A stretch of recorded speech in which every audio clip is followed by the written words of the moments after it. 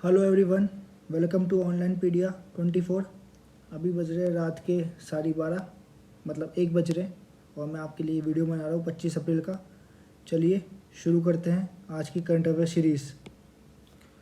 How the onion got it layer written by whom. How the onion got it layer written by whom, ये एक किताब है।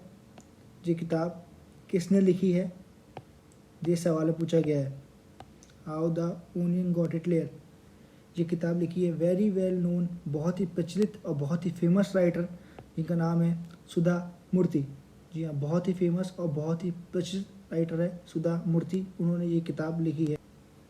जी हाँ, ये है सुधा मूर्ति, जो लेडी आपके दिख रही है फोटो में, ये है सुधा मूर्ति, और ये है इनकी बुक।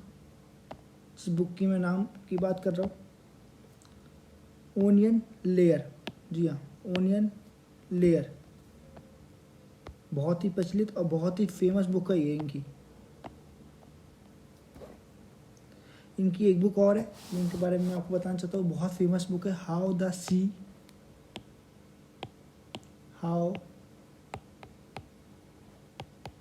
सी बिकम सॉल्टी।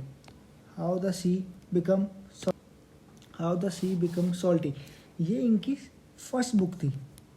ये बहुत इंपॉर्टेंट पॉइंट है, ये याद रखिएगा। ये इनकी फर्स्ट बुक का एडिशन था, और ये जो ओनियन गॉट इट लेयर, ये इनका सेकंड एडिशन है। मीन्स आप ये कह सकते हैं कि ये फर्स्ट पार्ट है और ये सेकंड पार्ट है। यानी आपसे दोनों में से कोई भी पार्ट पूछ सकते हैं, ऐसा नहीं है कि आपसे ये पूछ ले या ये पूछ ले, दोनों ही बहुत इंपॉर्टेंट है और दोनों ही पूछ सकते हैं। और दोनों में से एक तो श्योर है आएगी। तो आपको पता होना चाहिए how the sea become salty ये फर्स्ट पार्ट है, और how the onion got it layer ये इनका सेकंड पार्ट है।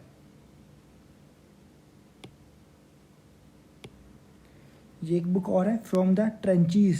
जी हाँ, बहुत ही फेमस बुक है, from the ट्रेंचीज।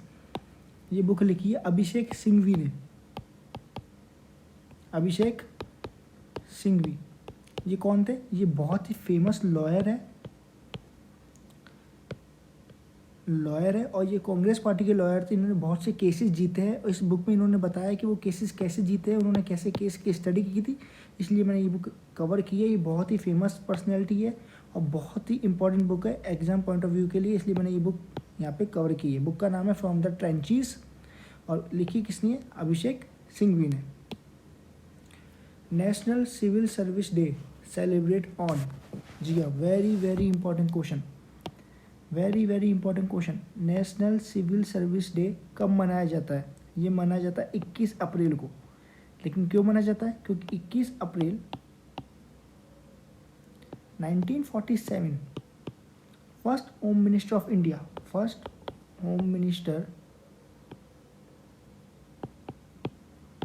India Sardar Vallabh Bhai Patel ने स्पीच दी थी।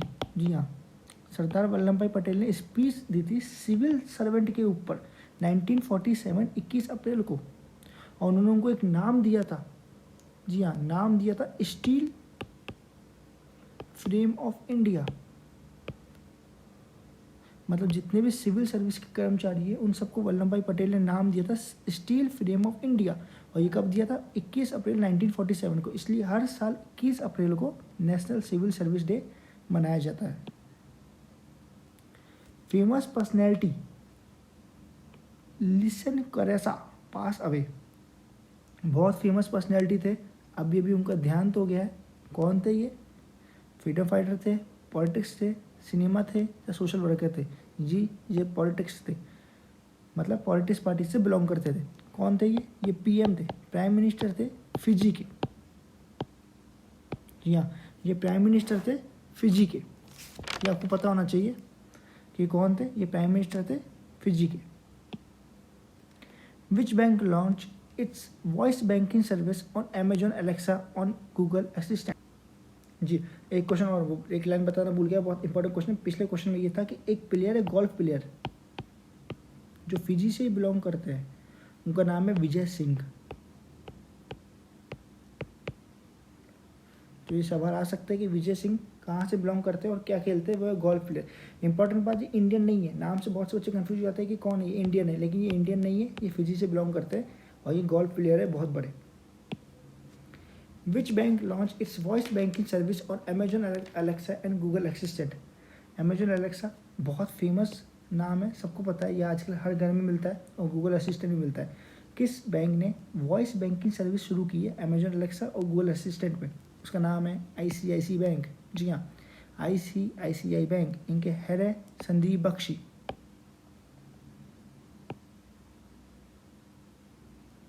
संदीप बख्शी।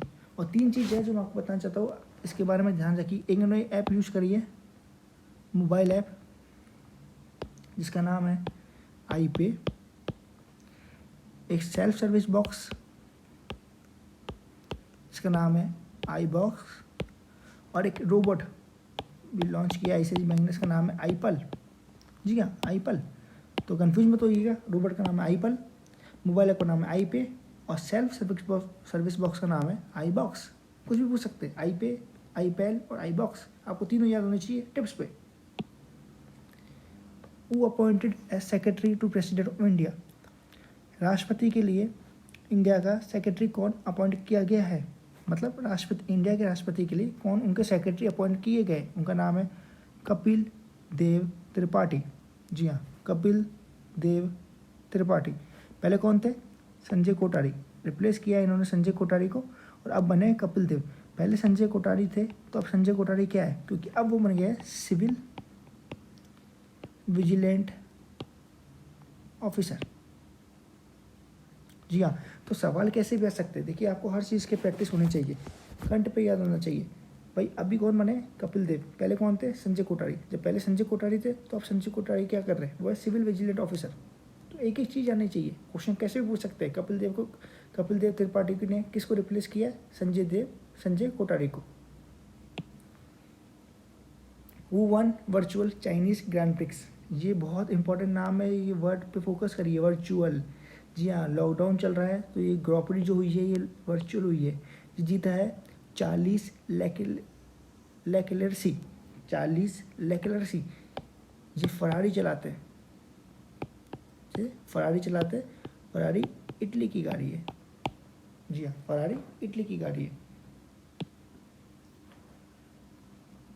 आयु एंड सेहत साथी ऐप।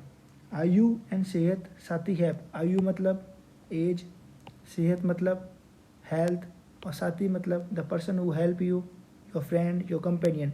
ये ऐप किसने लॉन्च की है? कौन से राज्य ने लॉन्च की है? ये लॉन्च की है राजस्थान। जी हाँ, राजस्थान। राजस्थान के CM है अशोक गहलोत और डिप्टी CM है सचिन पायलट। जी हाँ, सचिन पायलट। ये बहुत बड़ी रोल इन्होंने निभाया था राजस्थान की जीत में, कांग्रेस की जीत में। जो चुनाव हुए थे, विधानसभा के चुनाव, उसमें इन्होंने बहुत बड़ा योगदान निभाया था सचिन पायलट ने। ये घर घर जाके कैंपेन कर रहे थे। सचिन पायलट युवा नेता है राजस्थान के। Which bank gives 50,000 crore to SIDBI, NHB और नाबार्ड। किस बैंक ने 50,000 करोड़ दिए इन तीनों को मिला के, सिडबी, NHB और नाबार्ड को? ये दिए हैं RBI, reserve bank of India ने। देखिए एक इंपॉर्टेंट क्वेश्चन हो रहा है जो बन सकता है, इसमें शेयर पूछेगा आपसे कितना % दिया है। तो देखिए अकेला 50% दिया है नाबार्ड को।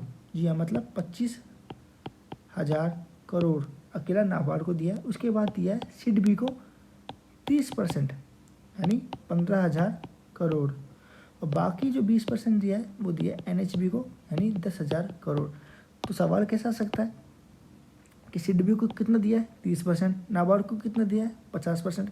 NHB को कितना दिया है? 10%। टोटल कितना दिया है? 50,000 crore.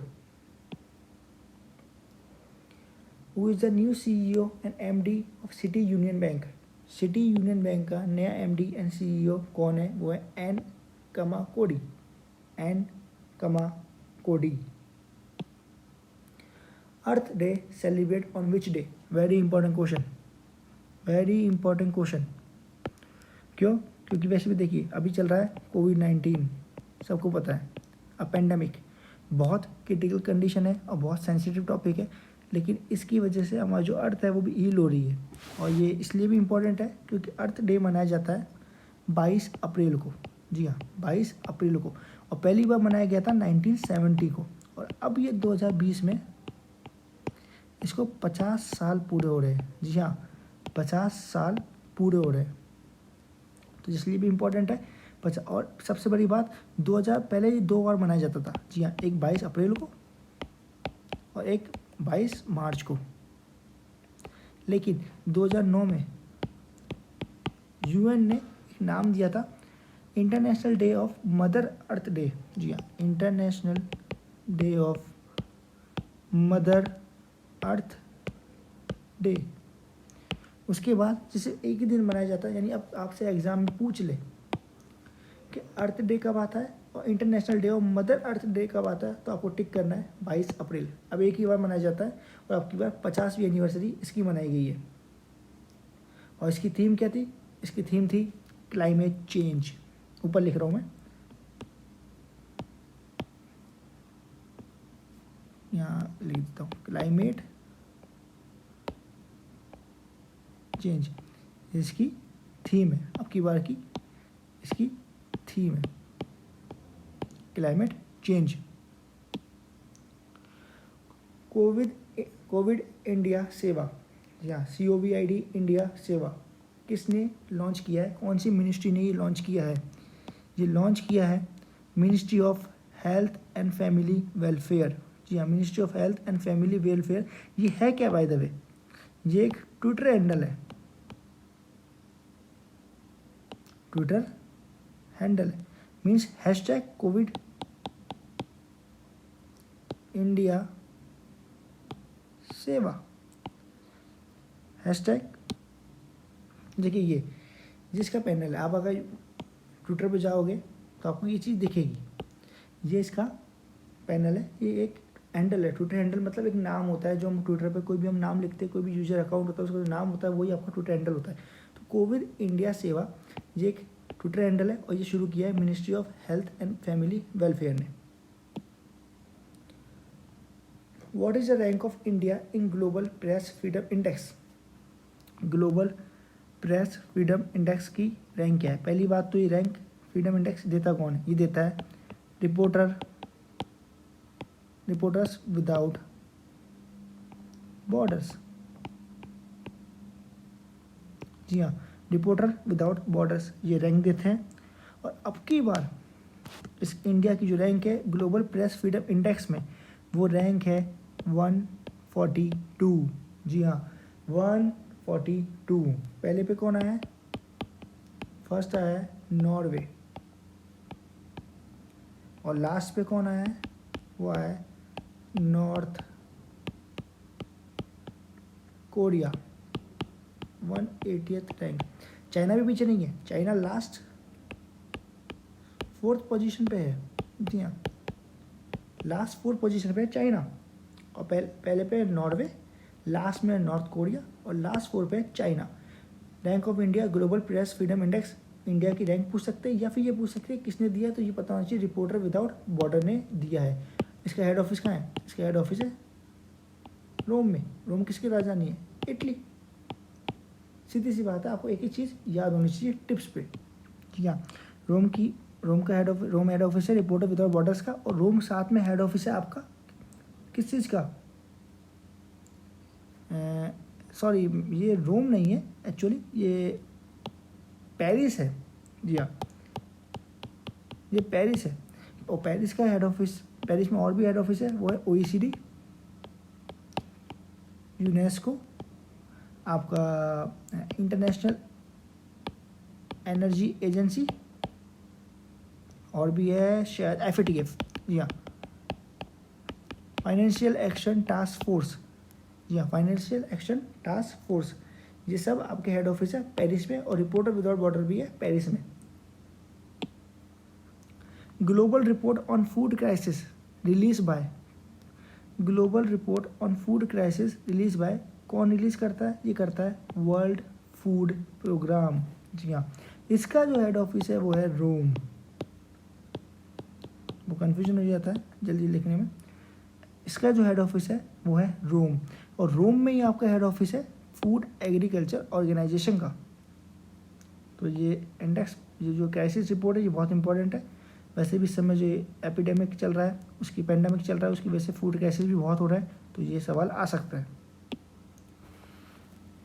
Indian government gives 23 tons of essential medicine to which country? हमारे 4 नेबर कंट्रीज हैं, जी हाँ, नेपाल, बांग्लादेश, भूटान, श्रीलंका। लेकिन इंडिया ने 23 टन ऑफ एसेंशियल मेडिसिन किसको दी है? जी वो दी है नेपाल, वो दी है नेपाल। नेपाल के प्राइम मिनिस्टर हैं KP शर्मा कोली, और जो प्रेसिडेंट है वो है आपकी विद्या देवी भंडारी। जी हाँ, प्राइम मिनिस्टर है KP शर्मा कोली और प्रेसिडेंट है विद्या देवी भंडारी। नेपाल की राजधानी है काठमांडू, जो सार्क का भी हेडक्वार्टर है। CM कोविड योद्धा Kalyan Yojana launch by which state?